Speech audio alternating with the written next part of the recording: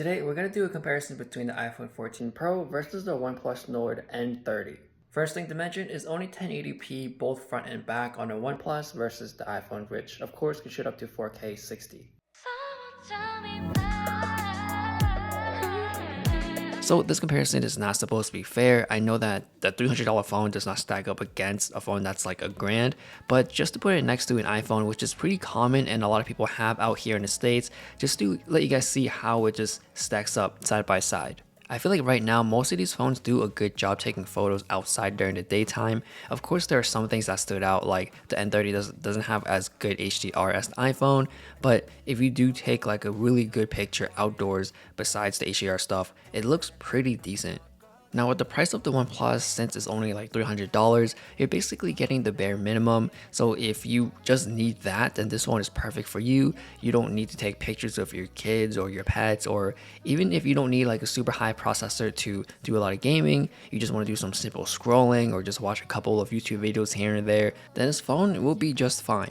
It doesn't have an ultra wide camera and a telephoto, which of course the ultra wide is pretty nice to have when you're like taking epic shots of like buildings in the city, or if you're just in tighter spots and you need more room to shoot or just group photos, then I would probably spend a bit more to get that ultra wide lens.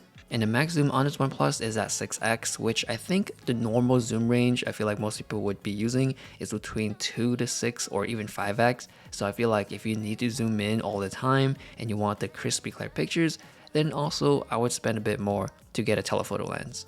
I think one of the best things about this phone is just the battery life is at 5,000 mAh, which does last a pretty long time, and it's pretty much bigger than the iPhones. And also, since this phone is only a 1080p shooter, it's not going to be as stressful on the processor like 4K. Basically, this is a phone that just works with long battery life. So I can see this phone for the ones that are really young that don't really care about the camera, and the very old generation where they just want to keep in contact with their family. Because both of these ends, they probably don't care too much about the camera quality, and they can just upgrade to a better one later when they grow up, or even with the older generation where they just need the phone to FaceTime and talk to the family. And then I do want to show some indoor photos where it's a bit more low light.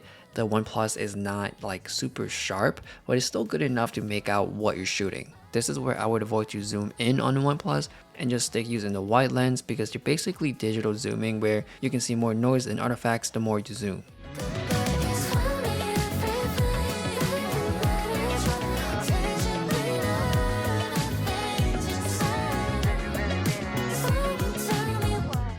And then we move on to portrait mode, where the OnePlus only has 1x and the iPhone has 1x, 2x, and 3x. And of course the coloring is also a bit different. On the OnePlus, it's basically, I feel like it's just too much yellow from the ground, the background, even on my skin it's just like yellowish, whereas on iPhone you can see the warmth and the orange coming out a bit more. But besides the color, the whole 1x look on both these phones are very similar.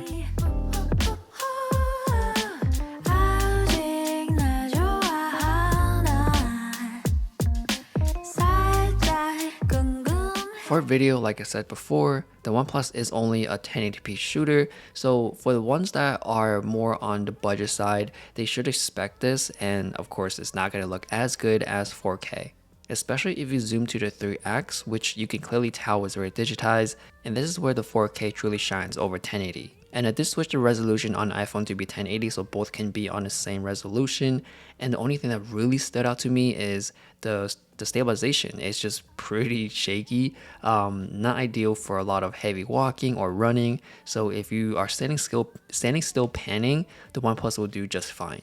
And of course, comparing it to an ultra wide lens, it's a very big advantage to have, especially when you're in tight spaces or where there's a lot of people and you just want to shoot everything. So let me know your thoughts on the OnePlus N30. It's a very budget phone, and for the price you're paying for, it's not too bad. Thanks for watching, and I'll see you guys later.